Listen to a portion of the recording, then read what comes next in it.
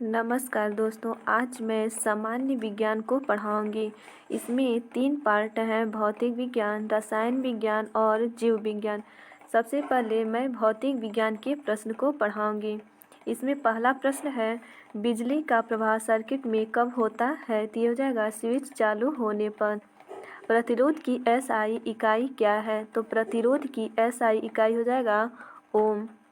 ठोस चालक में धारा वाहक होते हैं तो मुक्त इलेक्ट्रॉन। अगला प्रश्न है,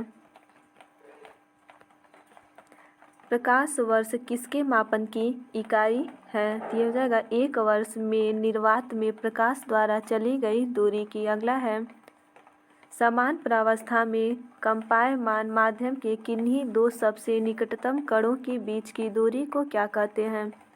इसमें हो जाएगा तरंग दैर्ध्य। अगला है, किसका तरंग दैर्ध्य सबसे अधिक होता है? तो हो जाएगा नारंगी रंग का। अगला है, रेडियो तरंग का वेग कितना होता है? तो रेडियो तरंग का वेग हो जाएगा 3 × 10⁸ मीटर प्रति सेकेंड। एफएम प्रसारण बैंड किसके बीच होता है? तो ये हो जाएगा VHF रेंज। अगला है, निम्नलिखित में से किसमें से ध्वनि की गति सबसे तेज होती है? तो लोहा में। कितने माप से अधिक ध्वनि को शोर का नाम दिया जाता है? तो ये हो जाएगा 80 डेसिबल। अगला है, सापेक्षता का सिद्धांत या थ्योरी ऑफ रिलेटिविटी इनमें से किसके द्वारा प्रतिपादित किया गया था? तो ये हो जाएगा अल्बर्ट आइंस्टाइन द्वारा। अल्बर्ट आइंस्टीन को किसके लिए नोबेल पुरस्कार से सम्मानित किया गया था? ये हो जाएगा फोटो इलेक्ट्रिक प्रभाव के नियम। निम्नलिखित में से किस वैज्ञानिक ने आपेक्षिकता सिद्धांत या रिलेटिविटी थ्योरी प्रस्तुत किया था? ये हो जाएगा अल्बर्ट आइंस्टीन। अगला प्रश्न है, न्यूक्लियर बम बनाने के लिए निम्न में से किसका उपयोग किया जाता है? तो न्यूक्लियर बम बनाने के लिए यूरेनियम का प्रयोग किया जाता है। अगला है, कॉम्पटन प्रभाव निम्नलिखित में से किसमें होता है? तो ये हो जाएगा एक्स किरणों में। भारत में प्रथम न्यूक्लियर रिएक्टर है, तो भारत में प्रथम न्यूक्लियर रिएक्टर अप्सरा हो जाएगा। अगला प्रश्न है, एक्सरे की खोज किसने की है? तो एक्सरे की खोज W.K. राटजन ने किया। भारी पानी की खोज किसने की है? तो भारी पानी का खोज यूरे ने। क्या हो जाएगा? भारी पानी की खोज यूरे ने। अगला है, डायनामाइट का आविष्कार किसने किया? तो डायनामाइट का आविष्कार अल्फ्रेड नोबेल ने। अल्फ्रेड नोबेल ने किसका आविष्कार किया था? तो ये हो जाएगा डायनामाइट का। डायनामो की खोज किसने किया? तो डायनामो की खोज हो जाएगा माइकल फैराडे। अगला है, ट्रांसफार्मर की खोज किसने की है? तो ट्रांसफार्मर की खोज माइकल फैराडे ने। किस वैज्ञानिक ने इलेक्ट्रालिसिस के नियम दिए हैं? इसमें हो जाएगा एम फैराडे। हाइड्रोजन बम का आविष्कार किसने किया? तो हाइड्रोजन बम का आविष्कार एडवर्ड टेलर ने। अगला प्रश्न है, गलत मिलान की पहचान करें। तो इसमें हो जाएगा अमीटर जिंक राइयस जेनेंस। अगला प्रश्न है, सही मिलान की पहचान कीजिए। तो सही मिलान की पहचान इसमें हो जाएगा माइक्रोवेव ओवन पर्सी स्पेंसर। अगला प्रश्न है, निम्नलिखित में से कौन सी प्रक्रिया प्राकृतिक जल विज्ञान हाइड्रोलॉजिकल अथवा जल चक्र का भाग नहीं है? ये हो जाएगा विसरण। क्या हो जाएगा? विसरण। अगला प्रश्न है, जीवाणु के निराकरण के लिए जिस प्रकाश किरण का प्रखनली के अंदर वैकृत प्रयोगशाला में प्रयुक्त किया जाता है उसका नाम क्या है? तो ये हो जाएगा परावैंगनी विकिरण। अगला है, निम्नलिखित में से कौन सा विकल्प क्लास 2 लेबर का उदाहरण है? तो इसमें हो जाएगा व्हील बैरो। अगला प्रश्न है, इलेक्ट्रॉनों की तरंग प्रकृति को प्रायोगिक रूप से पहली बार किसके द्वारा सिद्ध किया गया था? तो इसमें हो जाएगा डेविसन और जर्मर प्रयोग द्वारा। क्या हो जाएगा? डेविसन और जर्मर प्रयोग द्वारा। अगला है, कण बोसोन नाम का संबंध किस नाम से है? तो इसमें हो जाएगा एस.एन. बोस। टेप रिकॉर्डर में टेप की चाल कितनी होती है? तो इसमें हो जाएगा 4.76 सेंटीमीटर प्रति सेकेंड।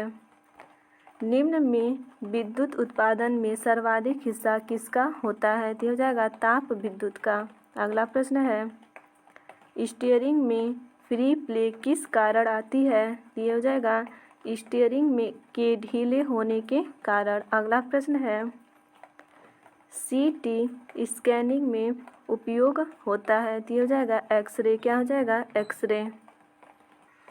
तो सीटी स्कैनिंग में एक्सरे का प्रयोग होता है। अगला प्रश्न है, नींबू निचोड़ने की मशीन है। तो नींबू निचोड़ने की मशीन द्वितीय श्रेणी का उत्तोलक। अगला है, स्टीफन हॉकिंग है एक। तो क्या है? तो ये हो जाएगा वैज्ञानिक। अगला है, प्रतिबल की एसआई इकाई क्या है? तो प्रतिबल की एसआई इकाई हो जाएगा पास्कल। आयतन की एसआई इकाई क्या है? तो आयतन का घन मीटर। अगला प्रश्न है, ऊर्जा की एसआई क्या है? तो ऊर्जा की एसआई इकाई क्या है? तो इसमें हो जाएगा जूल। समय की एसआई इकाई क्या है? तो समय का हो जाएगा सेकेंड। अगला प्रश्न है, निम्न में से कौन सी अदिश राशि है? तो ये हो जाएगा कार्य जो है वो अदिश राशि है। चुंबकीय प्रेरण का एसआई मात्रक क्या है? तो चुंबकीय प्रेरण का एसआई मात्रक टेस्ला हो जाएगा। किसी संगीत यंत्र की ध्वनि तीव्रता मापी जाती है? तो किस में? तो ये हो जाएगा डेसिबल में। आवृत्ति मापने की इकाई का नाम क्या है? तो ये हो जाएगा हर्ट्ज। पराध्वनिक गति का मापांकन किस इकाई से होता है? तो ये मैक के। अगला प्रश्न है, न्यूटन किसकी इकाई है? तो न्यूटन किसकी इकाई है? तो ये बल की। बार किसकी इकाई है? तो ये हो जाएगा वायुमंडलीय दबाव की। अगला प्रश्न है,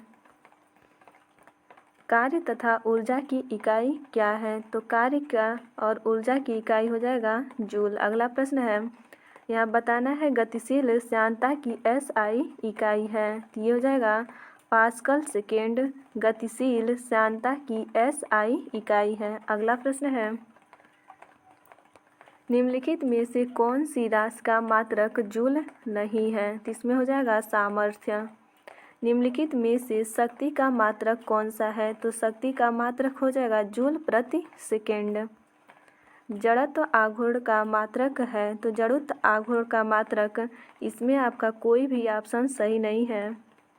जड़त्व आघूर्ण का मात्रक होता है किग्रा मीटर स्क्वायर। अगला प्रश्न है, पास्कल इकाई है। तो पास्कल इकाई क्या है? तो इसमें हो जाएगा दाब की। पास्कल इकाई है दाब की। अगला है, बिजली के करंट का एसआई यूनिट क्या है? तो इसमें हो जाएगा एम्पियर। दबाव का एसआई यूनिट क्या है? तो दबाव का पास्कल हो जाएगा। अगला प्रश्न है, माप इकाइयों की सीजीएस प्रणाली की निम्नलिखित में से क्या परिभाषा है? तो इसमें हो जाएगा सेंटीमीटर, ग्राम और सेकेंड। 1 वाट घंटा किसके बराबर होता है? तो 1 वाट घंटा 3600 जूल के बराबर। अगला प्रश्न है, दूध की घनता मापने के लिए कौन सा उपकरण प्रयुक्त किया जाता है? तो ये हो जाएगा लैक्टोमीटर। अगला प्रश्न है, 1 वोल्ट कितने के बराबर होता है? तो 1 वोल्ट 1 जूल प्रति कूलम के बराबर। अगला प्रश्न है, रेडियो धार्मिकता नापी जाती है? तो इसमें हो जाएगा गीगर मोलर काउंटर द्वारा। अगला है, आर्द्रता किससे मापी जाती है? तो आर्द्रता हाइग्रोमीटर से मापी जाती है। सागर की गहराई को मापने के लिए कौन सा उपकरण इस्तेमाल में किया जाता है? तो ये हो जाएगा fathometer. Terminal Doppler weather radar किस लिए प्रयुक्त किया जाता है? तो इसमें हो जाएगा खराब मौसम में हवाई जहाज़ों को उतारने में। अगला प्रश्न है, निम्नलिखित में से किस यंत्र का प्रयोग अवशोषित या विकसित ऊष्मा को मापने के लिए किया जाता है? तो हो जाएगा कैलोरीमीटर। अगला प्रश्न है, निम्नलिखित में से कौन सी भौतिक राशि अन्य से भिन्न है? तो कौन सा भिन्न है? तो ये हो जाएगा बल। अगला है, ढालू सड़क पर पत्थर लुढ़काना ऊर्ध्व ऊपर की ओर उठाने से अधिक आसान होता है क्योंकि। तो पत्थर को लुढ़काने में किया गया कार्य इसे उठाने की अपेक्षा कम होता है। अगला प्रश्न है, वह कौन सी भौतिक मात्रा है जिसका आयाम ml2 t पे -2 है? तो ये हो जाएगा किया गया कार्य। अगला प्रश्न है, माचिस की डिब्बी की सतह से जब माचिस की तीली टकराती है तो ऊर्जा का कौन सा रूप एक चमकीली लौ में प्रज्वलित होने का कारण बनता है? तो इसमें हो जाएगा रासायनिक ऊर्जा। अगला है, नदी का बहता हुआ जल किस प्रकार का ऊर्जा संवहन करता है? तो ये हो जाएगा गतिज। अगला प्रश्न है, सुपर सोनिक स्पीड मापने का यूनिट है? तो ये हो जाएगा मैक। तो सुपर सोनिक स्पीड मापने का यूनिट मैक होता है। अगला प्रश्न है, निम्नलिखित में से किस आवृत्ति की ध्वनि मनुष्य द्वारा श्रव्य होगी? तो इसमें हो जाएगा 100 हर्ट्ज। अगला प्रश्न है, ध्वनि तरंग की कौन सी विशेषता इसके तारतम्य को तय करती है? तो आवृत्ति। अगला है, प्रतिध्वनि सुनने के लिए स्रोत तथा परावर्तन सतह के बीच कितनी न्यूनतम दूरी होनी चाहिए? तो हो जाएगा लगभग 17 मीटर। दो व्यक्तियों की वार्तालाप में आवाज़ का डेसिबल स्तर होता है? तो हो जाएगा लगभग 30 डेसिबल। अगला प्रश्न है, दीवार से एक प्रतिध्वनि सुनने के लिए न्यूनतम दूरी क्या है? तो हो जाएगा 17.2 मीटर। ध्वनि का किस माध्यम से गमन नहीं हो सकता है? तो इसमें हो जाएगा निर्वात द्वारा। किस तापमान पर पानी का घनत्व अधिकतम होता है? तो 4 डिग्री सेल्सियस पे। अगला प्रश्न है, सबसे कम तापमान जिस पर कोई पदार्थ आग पकड़ता है उसे क्या कहा जाता है? तो इसमें हो जाएगा प्रज्वलन तापमान। शुद्ध जल का अधिकतम घनत्व किस तापक्रम पर होता है? तो इसमें हो जाएगा 4 डिग्री सेंटीग्रेड पे। जब जल जमता है तो इसका घनत्व क्या होता है? तो ये घटता है। तो जब जल जमता है तो इसका घनत्व घटता है। नमक को बर्फ को साथ मिलाने पर हिमांक क्या होता है? तो ये भी घट जाता है। अगला प्रश्न है,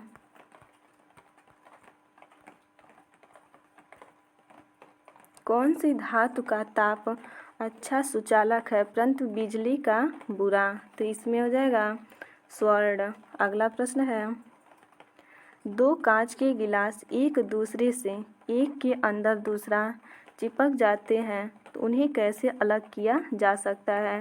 तो इसमें हो जाएगा बाहरी गिलास को गर्म पानी में डालकर। अगला प्रश्न है, बर्फ की गुप्त ऊष्मा है तो बर्फ की गुप्त ऊष्मा हो जाएगा 80 कैलोरी प्रति ग्राम। फ़ारेनहाइट स्केल में पानी का क्वथनांक होता है तो हो जाएगा 212 डिग्री फ़ारेनहाइट। अगला है, स्वस्थ मनुष्य का तापक्रम कितना होता है? तो स्वस्थ मनुष्य का तापक्रम 37 सेंटीग्रेड। अगला प्रश्न है, एक वस्तु को फोकस लंबाई 20 सेंटीमीटर के उत्तल लेंस के मुख्य अक्ष के लंबवत रखा गया है। लेंस से वस्तु की दूरी 30 सेंटीमीटर है।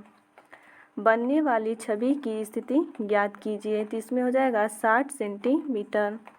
निकट दृष्टि दोष वाले लोगों द्वारा प्रयुक्त लेंस है तो इसमें हो जाएगा अवतल लेंस। दूर दृष्टि का एक रोगी 40 सेंटीमीटर से निकट की वस्तुओं को साफ नहीं देख पाता है। आँख को सामान्य बनाने के लिए आवश्यक लेंस होगा तो कौन सा लेंस होगा? तो इसमें हो जाएगा 200/3 सेंटीमीटर फोकस दूरी का उत्तल लेंस। अगला प्रश्न है, किसी व्यक्ति का पूरा प्रतिबिंब देखने के लिए एक समतल दर्पण की न्यूनतम ऊंचाई होती है तो यह हो जाएगा व्यक्ति की ऊंचाई की आधी। आगे है, लाल गुलाब को जब एक नीले फिल्टर से देखा जाता है यह दिखाई पड़ता है तो किस रंग का दिखाई पड़ता है? तो ये काला हो जाएगा। अगला है, पर्दे पर उत्तल लेंस द्वारा वस्तु की वास्तविक आकृति बनती है।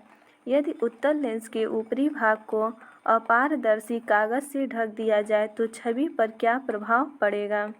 ये हो जाएगा वस्तु की पूर्ण छवि प्राप्त होगी परंतु उसकी तीव्रता हो जाएगी। अगला प्रश्न है, किस रंग के प्रकाश की तरंग दैर्घ्य सबसे कम होती है? तो सबसे कम बैंगनी रंग की होती है। अगला है, निम्नलिखित में से किससे सर्वाधिक ऊर्जा प्राप्त होती है? तो सबसे ज़्यादा ऊर्जा नीला प्रकाश से। सूर्य छतरी के लिए उत्तम रंग होंगे। तो शीर्ष पर सफ़ेद और भीतर की ओर काला। किसका सबसे अधिक अपवर्तनांक होता है? तो हीरा का। स्वच्छ आकाश का नीला रंग किस कारण से दिखाई पड़ता है? तो प्रकाश का बिखरने। अगला है, प्रकाश का रंग नीला दिखाई देने का कारण क्या है? तो इसमें हो जाएगा प्रकाश का प्रकीर्णन। अगला प्रश्न है, निम्नलिखित में प्रकाश का कौन सा रंग शून्य या वायु के अतिरिक्त एक माध्यम से सबसे तेज गमन करता है? तो इसमें हो जाएगा लाल। अगला है, मोटर गाड़ियों में साइड की वस्तुओं को देखने के लिए प्रयुक्त दर्पण होता है। तो ये हो जाएगा उत्तल दर्पण। अगला प्रश्न है, समुद्र जल के नीला रंग का होने का क्या कारण है? तो समुद्र जल के नीला रंग का होना क्या कारण है? तो इसमें हो जाएगा पानी द्वारा रोशनी का छितराव। अगला है, प्रकाशीय सूक्ष्मदर्शी या लाइट माइक्रोस्कोपी में किसके लिए तेल निमज्जन का प्रयोग किया जाता है? तो ये हो जाएगा सूक्ष्मदर्शी की विभक्त शक्ति बढ़ाने के लिए। प्रकाश के पथ में किस वस्तु के आने पर छाया का निर्माण होता है? तो ये हो जाएगा पारदर्शी। प्राथमिक रंग है, तो प्राथमिक रंग कौन सा है? तो उपरोक्त सभी लाल, हरा और नीला। मुख्य रंग कौन सा है? तो मुख्य रंग हो जाएगा लाल, हरा और नीला। अगला प्रश्न है, डायनमो ऊर्जा परिवर्तित करता है। तो डायनमो ऊर्जा यांत्रिक ऊर्जा को वैद्युत ऊर्जा में। अगला है, विद्युत बल्ब के फिलामेंट को बनाने के लिए सबसे अधिक उपयोग की जाने वाली सामग्री कौन सी है? तो ये हो जाएगा टंगस्टन। अगला प्रश्न है, विद्युत प्रतिरोधी को मापने के लिए निम्नलिखित किस उपकरण का इस्तेमाल किया जाता है? तो इसमें हो जाएगा ओम मीटर। अगला प्रश्न है, विद्युत वाहक बल को मापने के लिए निम्नलिखित में से किस उपकरण का इस्तेमाल किया जाता है? तो इसमें हो जाएगा पोटेंशियोमीटर। अगला प्रश्न है, एसी को डीसी प्रत्यावर्ती धारा को दिष्ट धारा में परिवर्तित करने के लिए निम्नलिखित में से किस उपकरण का उपयोग किया जाता है? तो इसमें हो जाएगा रेक्टिफायर्स। क्या हो जाएगा? रेक्टिफायर्स। अगला है, यदि समय t में किसी चालक के किसी भी अनुप्रस्थ काट में शुद्ध आवेश Q प्रवाहित होता है तो अनुप्रस्थ काट के माध्यम से प्रवाहित धारा I होगी।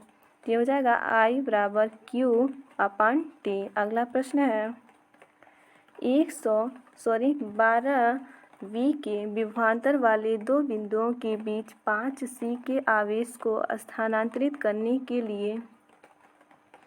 करने में किए जाने वाले कार्य का मान कितना होगा? तो ये हो जाएगा 60 जूल। अगला है, निम्नलिखित में से कौन सा उपकरण विद्युत ऊर्जा को यांत्रिक ऊर्जा में परिवर्तित करता है? तो ये हो जाएगा इलेक्ट्रिक मोटर। परिवर्तक या ट्रांसफार्मर किस सिद्धांत पर कार्य करता है? तो इसमें हो जाएगा विद्युत चुम्बकीय प्रेरण। फ्यूज एक विद्युत परिपथ इलेक्ट्रिक सर्किट की सुरक्षा निम्नलिखित में से किससे करता है? तो ये हो जाएगा अतिभारण। सर्किट में विद्युत की उपस्थिति का पता लगाने के लिए निम्नलिखित में से किस उपकरण का उपयोग किया जाता है? तो ये हो जाएगा गैल्वेनोमीटर। निम्नलिखित में से कौन सी युक्ति विभिन्न उपकरणों को श्रेणी क्रम में जोड़ने के काम आती है? तो ये हो जाएगा संयोजक तार। अगला प्रश्न है, बिजली के बल्ब का फिलामेंट किसका बना होता है? तो फिलामेंट टंगस्टन का बना होता है। अगला है, चालक के माध्यम से प्रवाहित एक धारा होती है। तो ये हो जाएगा विभवांतर की प्रत्यक्षतः आनुपातिक। अगला प्रश्न है, आवेशित की गई एक वस्तु द्वारा किसी अन्य आवेशित की गई वस्तु अथवा आवेशित न की गई वस्तु पर लगाए गए बल को क्या कहते हैं? तो ये हो जाएगा विद्युत स्थैतिक बल। प्रत्यावर्ती धारा को एक दिश धारा में किसके प्रयोग के जरिए परिवर्तित किया जा सकता है? तो ये हो जाएगा स्थिरक द्वारा। अगला प्रश्न है, रासायनिक ऊर्जा को विद्युत ऊर्जा में रूपांतरण किसके द्वारा किया जाता है? तो ये हो जाएगा संचायक सेल द्वारा। अगला है, यांत्रिक ऊर्जा को विद्युत ऊर्जा में रूपांतरित करने के लिए किसका प्रयोग किया जाता है? तो ये हो जाएगा डायनमो का प्रयोग। इनमें से कौन सा विद्युत का सर्वोत्तम चालक है? तो सर्वोत्तम चालक हो जाएगा समुद्री जल। किसी बस की चाल बढ़ने पर ही रोशनी का बढ़ना, यह किस स्थिति को दर्शाती है? तो ये हो जाएगा कमजोर बैटरी। प्रकाश वोल्टेज सेल होता है, तो प्रकाश वोल्टेज सेल सौर सेल में। अगला है, किसमें एक निष्क्रिय दो टर्मिनल का विद्युत घटक है जो सर्किट पर परिपथ तत्व के रूप में विद्युत प्रतिरोध लागू करता है? तो ये हो जाएगा प्रतिरोध। अगला प्रश्न है, यहाँ बताना एक साधारण उपकरण है जिसका उपयोग इलेक्ट्रिक सर्किट को वियोजित करने या इसे पूरा करने के लिए किया जाता है। तो इसमें हो जाएगा स्विच। अगला प्रश्न है, पावर ट्रिप क्या है? तो पावर ट्रिप क्या है? तो ये हो जाएगा यह एक विद्युत उपकरण है जिसका उपयोग वाला आउटलेट की क्षमता को विस्तारित करने के लिए किया जा सकता है जो उपकरणों को समायोजित कर सकता है। अगला प्रश्न है, निम्नलिखित कौन सा पदार्थ बिजली का कुचालक है परंतु ताप का सुचालक है? तो इसमें हो जाएगा अभ्रक। अगला है, विद्युत चुंबक किससे तैयार होता है? तो ये हो जाएगा नरम लोहा से। अगला है, इलेक्ट्रॉनिक संचार प्रणाली की तीन बुनियादी इकाई कौन सी है? तो ये हो जाएगा ट्रांसमीटर, ट्रांसमिशन चैनल और रिसीवर। अगला प्रश्न है, इलेक्ट्रॉनिक संचार प्रणालियों में शोर निम्नलिखित में से किसे संदर्भित करता है? तो ये हो जाएगा अवांछित सिग्नल्स जो संदेश सिग्नल्स के प्रसारण और प्रसंस्करण में बाधा डालते हैं। अगला है, भूतापी पूर्वेक्षण या जियोथर्मल ट्रांसफेक्टिंग में हाल ही के दशकों में निम्नलिखित में से किस प्रकार के साउंडिंग का विस्तृत प्रयोग किया गया है? तो इसमें हो जाएगा स्क्लमबर्गर साउंडिंग। अगला प्रश्न है, 1980 के अंतिम वर्षों में भूतापी अन्वेषण में प्रयुक्त विकसित तथा संशोधित प्रतिरोधक उपायों में हाल ही में निम्नलिखित में से किस विकल्प को शामिल किया गया है? तो इसमें हो जाएगा TEM साउंडिंग। अगला प्रश्न है, एक गतिशील बम में अचानक ब्रेक लगने से सवारी आगे की ओर झुक जाता है, यह किस नियम का पालन करता है? तो इसमें हो जाएगा न्यूटन के प्रथम नियम का। अगला प्रश्न है, जेट इंजन किस घटना के आधार पर काम करता है? तो जेट इंजन रैखिक संवेग का संरक्षण। अगला प्रश्न है, विसर्पी घर्षण किसके बीच होता है? तो ये हो जाएगा सीमित घर्षण से थोड़ा कम। अगला प्रश्न है, घर्षण के संबंध में निम्नलिखित में से कौन सा विकल्प सही है? तो ये हो जाएगा घर्षण गति का विरोध करता है। अगला प्रश्न है, एक साधारण लोलक की समय सीमा किस पर निर्भर करती है? तो इसमें हो जाएगा लोलक की लंबाई पर। अगला है, गति जो कुछ समय के बाद खुद को दोहराती है उसे क्या कहा जाता है? तो इसमें हो जाएगा आवधिक गति कहा जाता है। अगला प्रश्न है, स्थिर गति के दौड़ रही एक रेलगाड़ी में बैठा यात्री लंबवत ऊपर की दिशा में गेंद फेंकता है, वह गेंद कहाँ गिरेगी? तो ये हो जाएगा यात्री के हाथों में। अगला प्रश्न है, यदि एक गेंद भूमि से h मीटर की ऊंचाई से मुक्त रूप से गिरती है तो ठीक जमीन से अगले से पहले उसका वेग क्या होगा? तो इसमें आपका आंसर हो जाएगा √20 h/m/1। अगला प्रश्न है, g का मान न्यूनतम होता है तो g का मान हो जाएगा विषुवत रेखा पर न्यूनतम होता है। अगला प्रश्न है, एक व्यक्ति तूला की मदद से अपना वजन 600 n नापता है। यदि वह व्यक्ति 1 मीटर प्रति सेकंड की गति से ऊपर जा रहे लिफ्ट में उसी तूला पर खड़ा हो जाए तो तूला में दर्शाया गया भार क्या होगा? तो इसमें हो जाएगा 600 n के समान। अगला प्रश्न है, जल स्थानांतरण के सिद्धांत की खोज का उसका प्रतिपादन इनमें से किसने किया? तो हो जाएगा आर्किमिडीज। अगला प्रश्न है, लोहे की एक छोटी गोली पानी में डूब जाती है जबकि जहाज पानी पर तैरता है।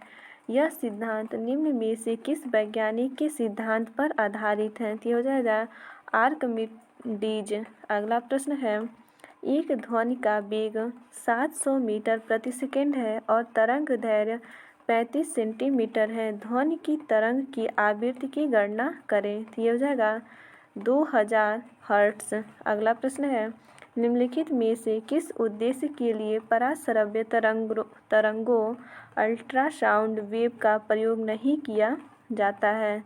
तो इसमें अगला ऑप्शन भी है, तो इसमें हो जाएगा आकाशीय क्षेत्र में वायुयान का ताप पता लगाना। अगला है, ध्वनि निम्नलिखित में से किस माध्यम में यात्रा नहीं कर सकता है? तो ध्वनि निम्नलिखित में से किस माध्यम में यात्रा नहीं कर सकता है?